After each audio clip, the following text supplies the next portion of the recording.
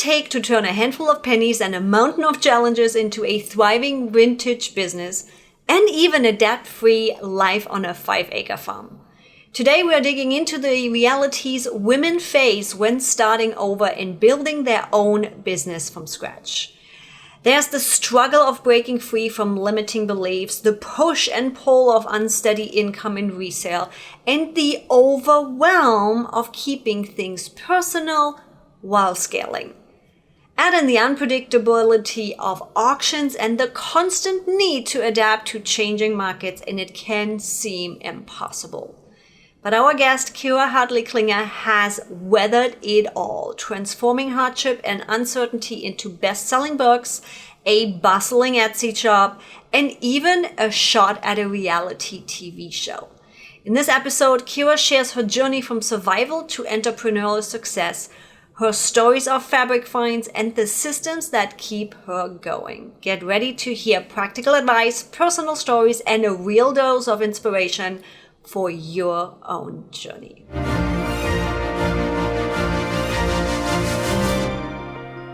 And with that, let me introduce you to Kira Hartley Klinger. You have been buying and selling for more than 20 years. The stories of your adventure have led to 2 books, guest speaking, podcasting, as we can tell right here, and TV too. She specializes in vintage fabric and antique textiles with a dedicated space on Etsy. Kira's journey started 40 years ago. No, we are not aging anybody here, ladies. We are having fun. And that journey started as a teenager with a baby, an abusive marriage, and more pennies than $1 in your pocket. So you climbed slowly, but with determination and a belief in yourself, and found your way to a better life. Kira now lives on a 5-acre farm, debt-free, and spends her time at estate auctions, in her flower gardens, or with your grandchildren. Look at you go. Kira also believes in helping others and dedicates time to her various missions. Lady, that's a whole collection right there. Holy cannoli. Now, yes, you all listening know we are trying to keep the episode somewhere around between 30 and 45 minutes. This might be becoming a longer one. And I would love to start in this. We already mentioned your journey started as a teenager with a baby, an abusive marriage, and more pennies than $1 in your pocket. What was that turning point that sparked your belief in yourself, that set you on this path of entrepreneurship? What happened there? Because if I look at my own experience, not with children, but similar relationships and similar situations, I had a lot of belief that I don't deserve, I can't. Have you experienced something similar? And what was that turning point? Very much so. I did get married. I married at 18, had a baby at 18. I really can't say that I wanted to go to college. I did want to have a family. I just didn't really know what the right kind of marriage looked like when I was 18 years old. I was an excellent student. I excelled in English. I love to write. I've been writing since I was a very small child. And I just kind of had this belief all I ever wanted to do was write. And I felt like if you're a storyteller, it's something that you don't learn, and I can figure this out. And so I started writing very soon after my first son was born. I eventually, I had 3 children at some point. But I was getting up in the wee hours of the morning and I was writing. And I wrote 400-page novels in my 20s, about all these things that I thought life was about. And, I was the expert in my 20s. And I did have an agent for a while. He did get me a few reads with some prominent publishers. But over the course of 10 years, I never got a novel published. I never sold anything. And it was very frustrating. And, I knew the schedule of the mailman. And back then, Tuesday was known as Junk Mail Tuesday because I could count the cycles of when mail should arrive. And so I knew Tuesday there would be no rejections. There would be nothing. So Tuesday was my real, other than that, I was stalking the mailman all the time, looking for these rejection letters. I had a huge box of rejection letters. And so at that point, there was a big move. We moved across the state, and I kind of got away from writing for a while. I was working on the playground at the school. I'm like, I tried it. I did it. I couldn't get anywhere with it. And then my daughter and I, who was 10 at the time, we started volunteering. She fell in love with horses at 8, and I had horses growing up. So my answer to this need for a horse was we started volunteering at an equestrian therapy center. And I was really inspired by how well she took to this program and helping others and taking care of horses. And she really learned a lot about horses during this 4 years that we spent with this program. And, we won Volunteer of the Year once, and she won this big college scholarship from Kohl's. And, it just was this really great experience. And I felt inspired. And I'm like, I'm going to write an article about this. So I wrote a magazine article. Very first magazine I sent it to bought it. And all of a sudden I was published. I was like, wow, okay. And once upon a time, somebody had said to me, write what you know. And so I guess in my 20s, I thought I knew, but right then it kind of clicked. And I'm like, Don't yeah, we all? Don't we all? yeah. So it's like, I do know what I'm talking about. So the editor of that magazine, she also ended up buying a follow-up piece to it, so I was like, wow. But then divorce happened. And so divorce kind of propelled me into, I have to make money, and selling $50 magazine articles does not make money. So I started buying and selling, found out I was pretty good at it. And at some point, but I was always looking for cheap things to buy and sell. Back then you couldn't look it up on your phone to see what it was worth. We didn't have that technology. So you had to guess. I was broke. I remember those days. I was literally joking the other day, looking something up on my phone, a weird fruit or something, right? And I'm like, what did we do before we had a phone in store to look something up? Right? I have no idea. We went to the library during opening hours, and if they didn't have it, they ordered it from somebody. I mean, it was, yeah. So, I was buying a lot of cheap things because I couldn't afford to make big investments. And one thing that popped up cheap one time was a bunch of fabric in the backyard of an estate. And I was like, okay, I know nothing about fabric, but I can get it really cheap, and I'm going to learn. And so I did. And so eventually I started selling fabric, and then it spun off into its own separate shop for vintage and out of print textiles, estate fabric, and just this really unique shop. And I started to tell little stories on my listing pages, because like a writer has to write, it just comes out. And it could have been about the estate. It could have been the auctioneers are ridiculous. It could have been about the competition. There was always something to tell. A lot of times it was really funny. Sometimes it was inspiring, but I would put these little snippets. And so all of my customers started to write to me and say, you really need to write a book. And then I had this big, huge full circle moment. I'm like, wait a minute, what? You're actually telling me to write a book? I spent 10 years. So, yeah, so I wrote the first book, and again, I am cheap.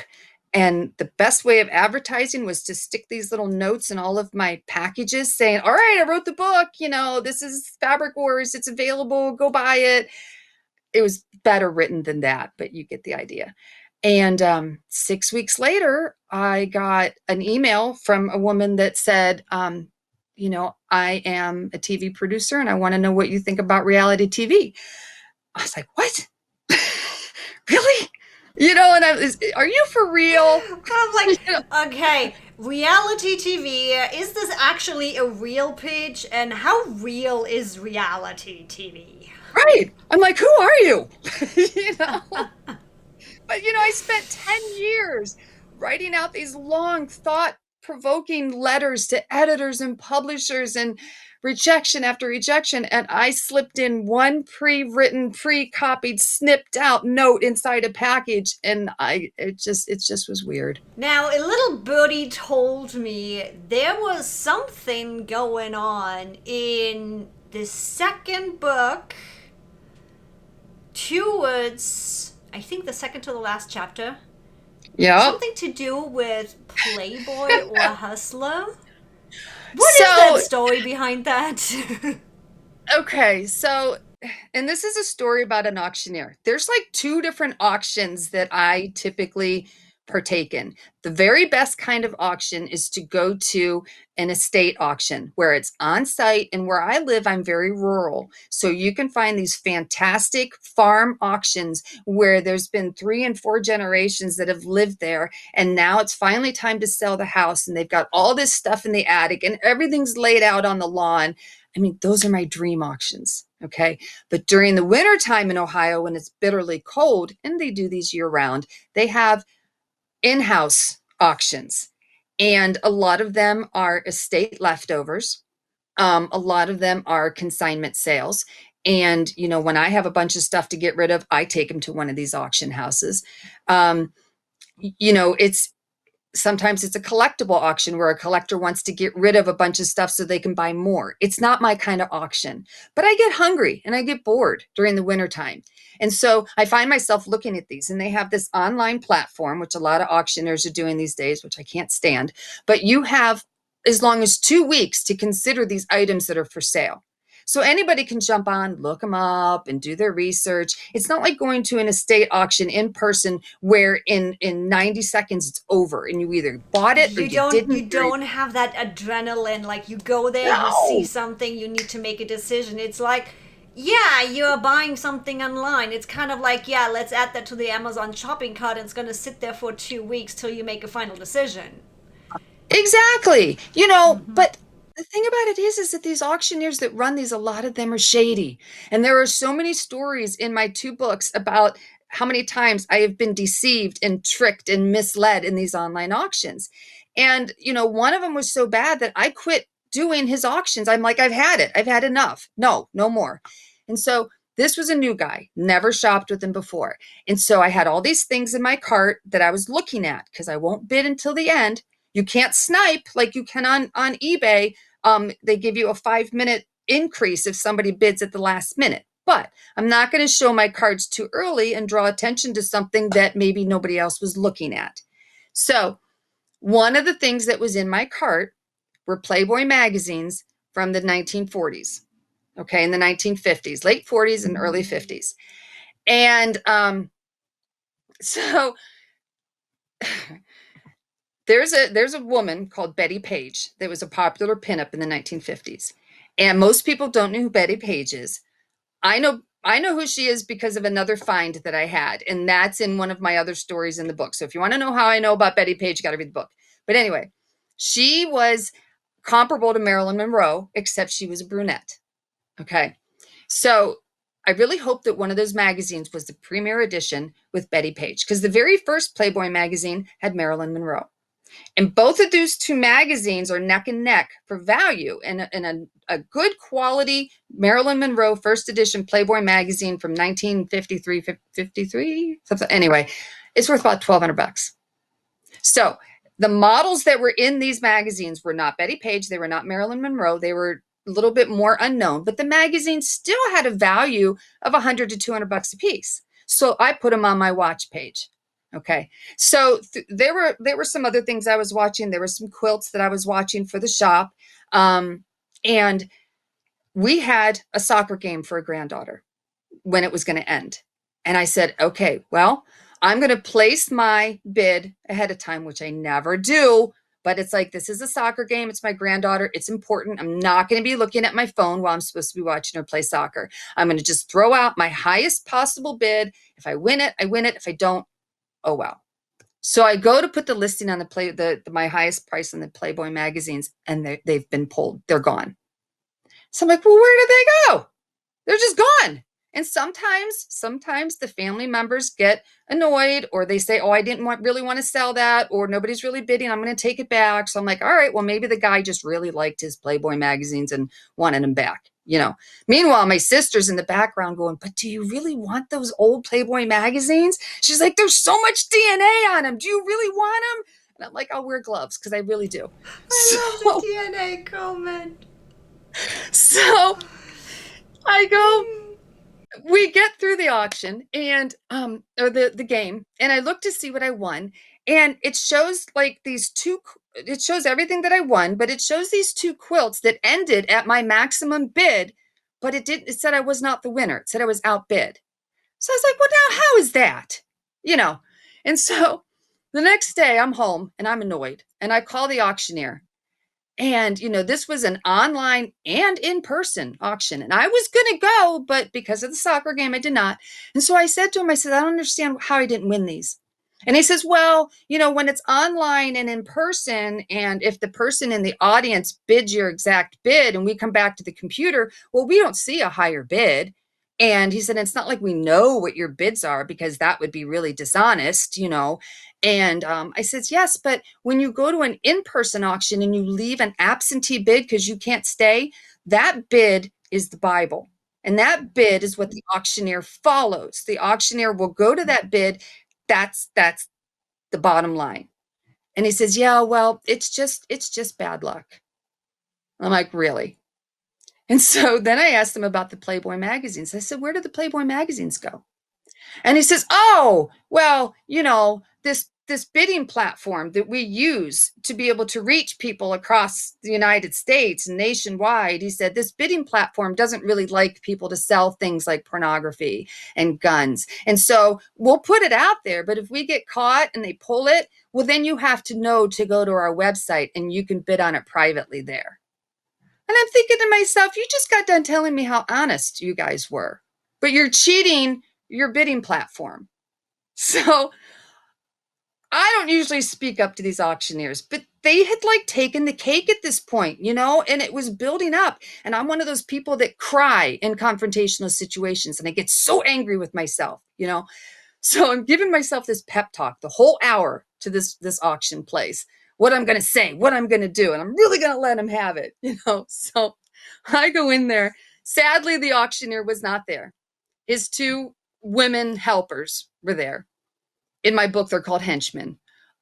So they're being polite as can be, because they know I'm aggravated. I've spoken to two of them at this point.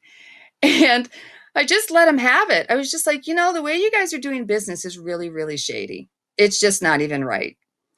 Oh, well, you know, it was an accident. It just happens. And we're trying to fix this and trying to fix that, like tripping over themselves, making up excuses, you know?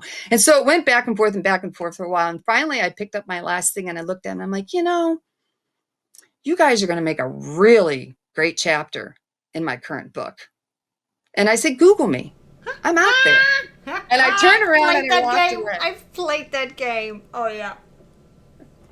You know, and I've done so many Instagram videos. I've written the books. I've got the shops. I'm doing podcasts. If you Google my name, yeah, the page explodes and it makes me look like 10 times more important than I am. But I was almost done with my second book.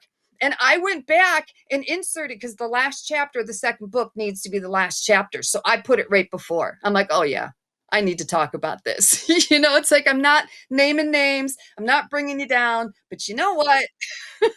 Now, the interesting personal story of mine, I have a similar but not similar story. My dad actually did get two Playboys, which is why I was giggling when you said Playboys and, you know, the old ones. They actually still had girls in them. Let's be honest. Now it's just advertising. Back in the day, they actually had girls in them.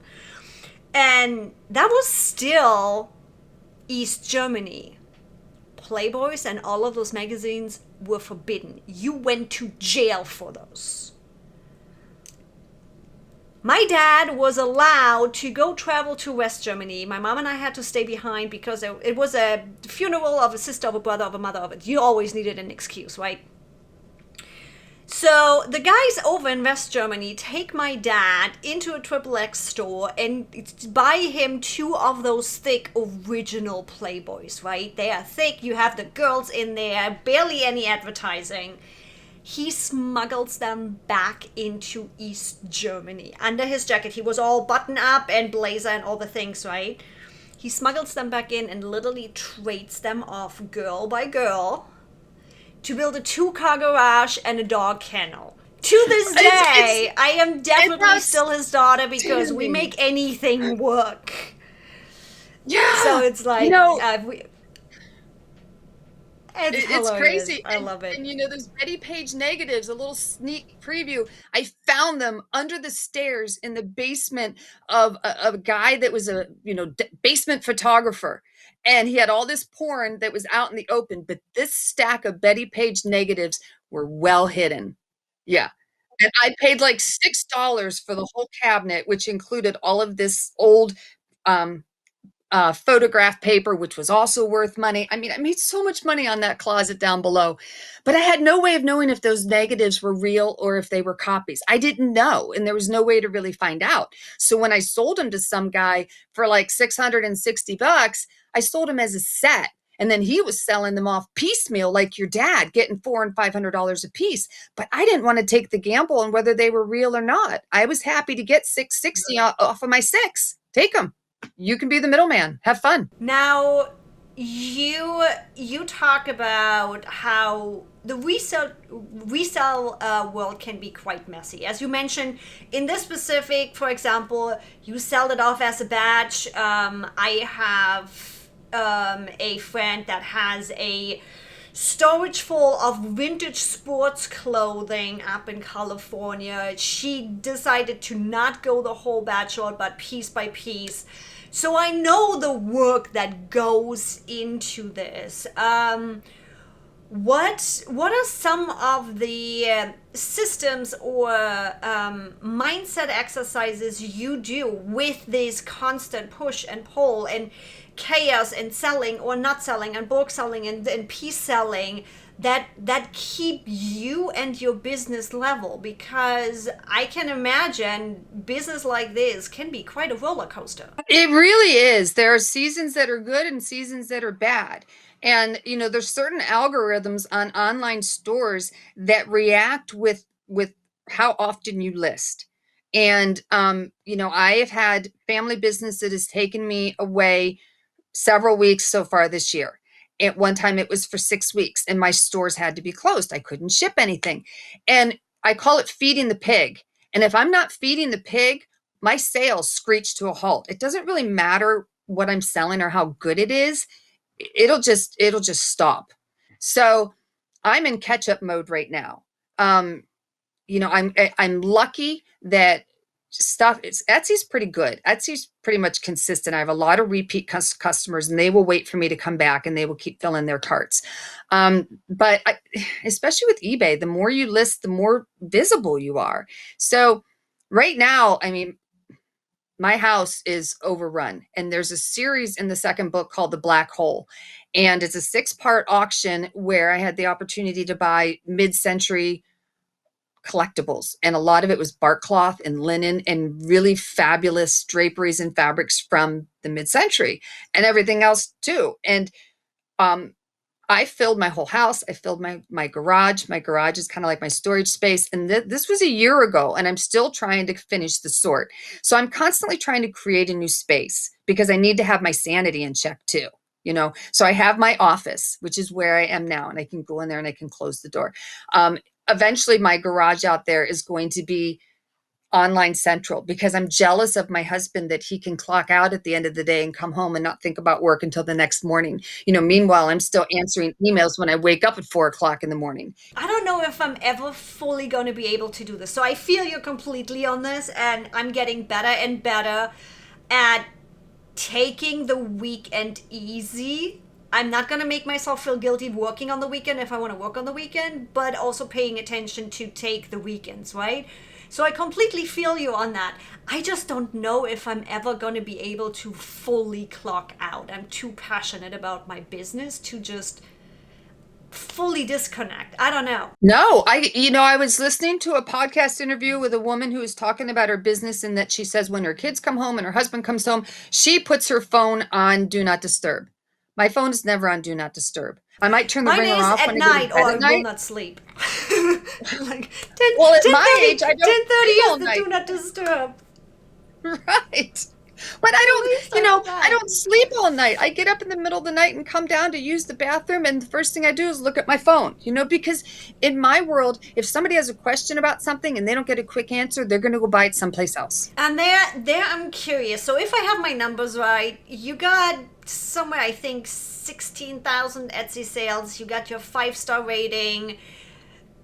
How do you stay scalable with that personal touch? Because you were already talking about your community was reaching out. Hey, you really should write those books. Your Etsy followers are waiting for new fabrics to drop and all kinds of things. How do you combine that level of sales and things going on with maintaining quality and personal touch?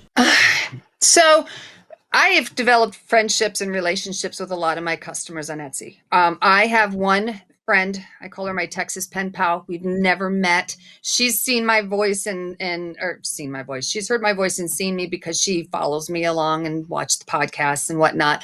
I've never heard her voice. I've seen pictures of her, but we started friends because she was probably my best Etsy customer at the time. And we've been friends for 3 years now. So I have to squeeze in texting her every day too, with everything else.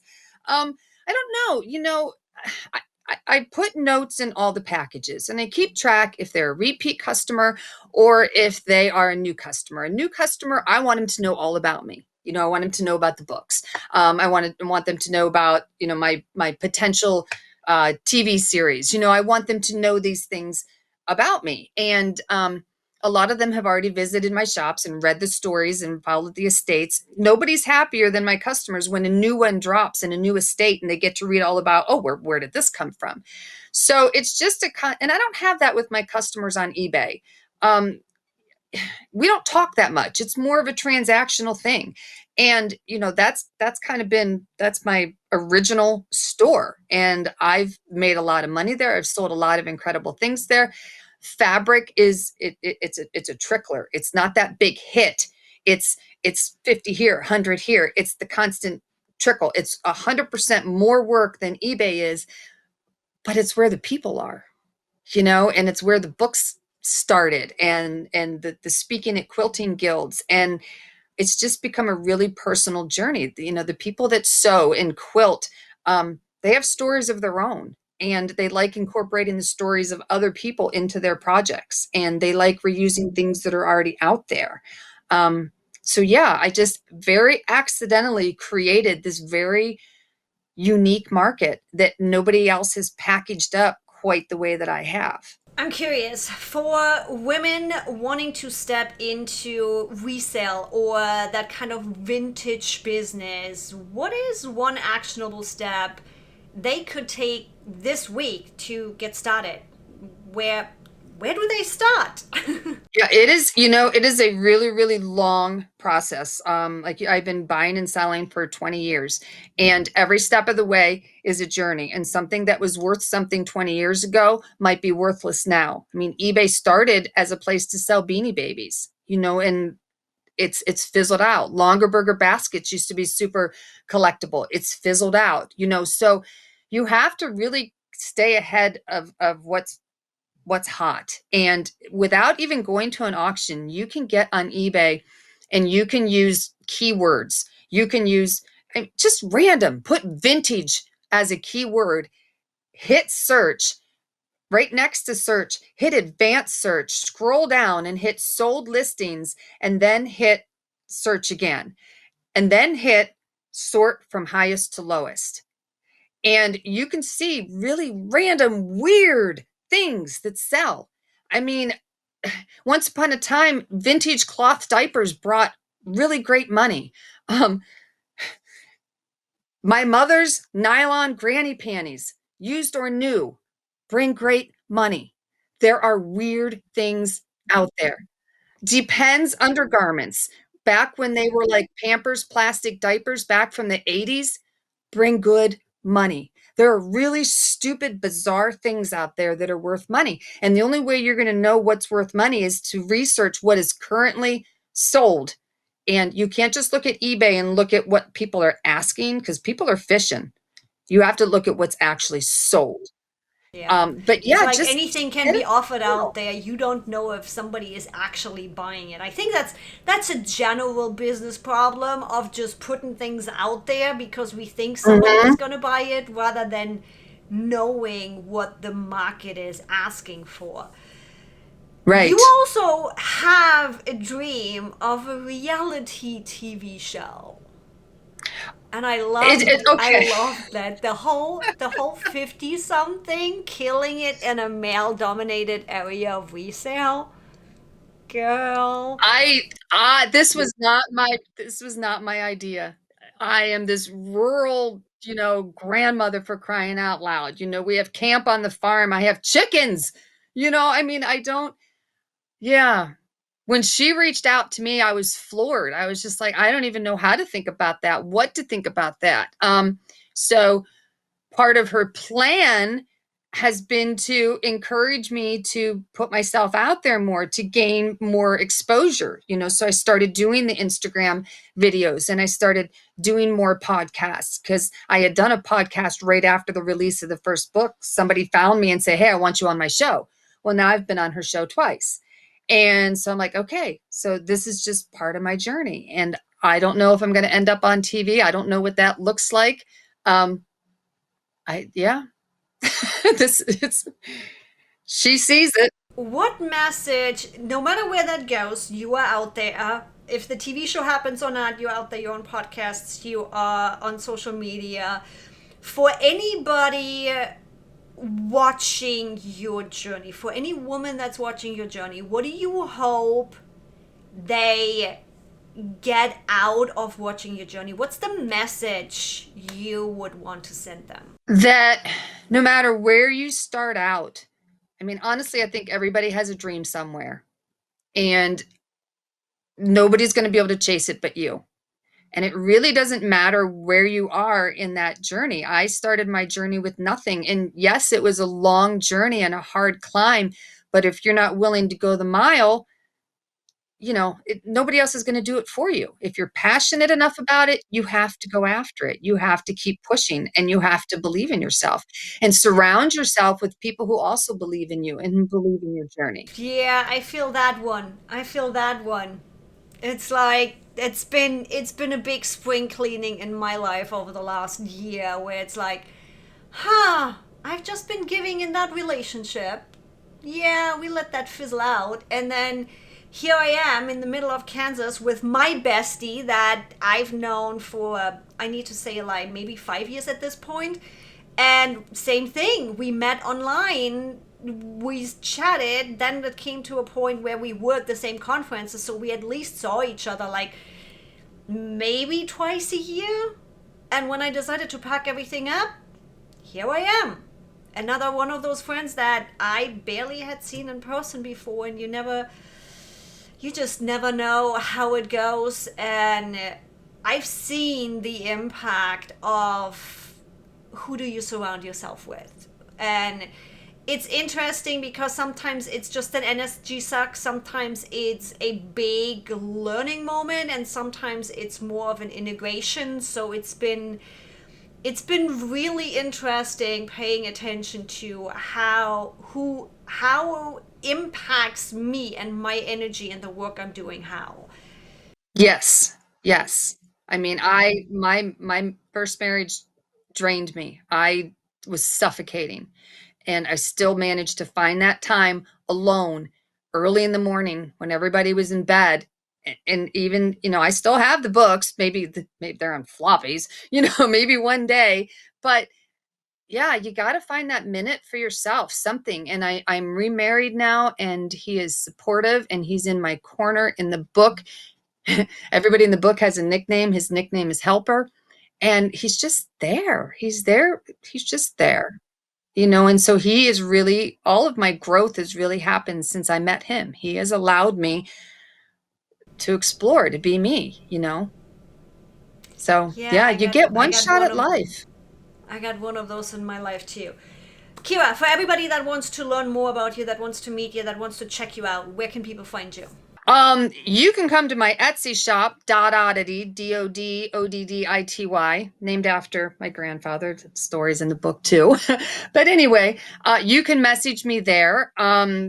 You can buy my books there and get them signed. You can also buy my books on Amazon. The books are Fabric Wars and Fabric Wars and more. Coincidentally, my best friend and I just wrote a children's book, so that's a whole nother podcast angle. But you know, it's just something's always clicking. I can't stop. But Like yeah, I love there's to always something catch up going on and with you, and for everybody, you want to check out Kira. As always, links are in the description. We're gonna make it really, really easy for you. I'm gonna be interested to see where all of these fabric wars are going to. So we might just gonna have to have you on for rehashing book number 3 and all the things oh that for happen. sure. And if the TV show is happening, I'm like, now I'm invested. I feel like we are already on reality TV here. Thank you so much for joining me today. This was so much fun. It's like, this is why I love my podcast. I never know where the episodes actually take us. Thanks so much. And thanks everybody for listening. Remember, if you haven't clicked that follow button yet, what are you doing here? Hit the follow button so you don't miss any of my amazing women coming up on the podcast. Bye, everybody.